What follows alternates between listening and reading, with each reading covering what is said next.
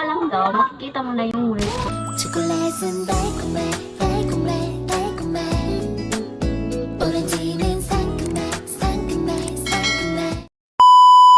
Hi guys! Welcome sa ating panibagong for today's video. Mag-honest review na naman tayo. Guys, ito po ay isang honest review na content at hindi po ako dermatologist or expert about sa mga pampaputi.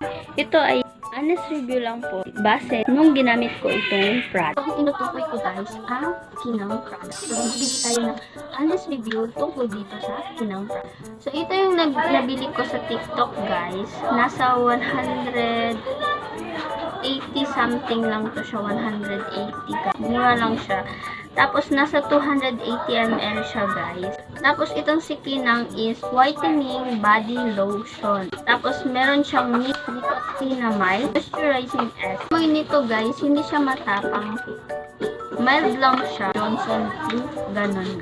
Wala siyang white cast. And then, doon kasi guys, 7 days lang daw, makikita mo na yung result. So, ito guys, ginamit ko siya more than 2 months. Pero, doon kasi guys, 7 days, makikita na daw ang effect. Hindi ko nakitang pumuti yung skin ko. Pero, parang healthy siya guys.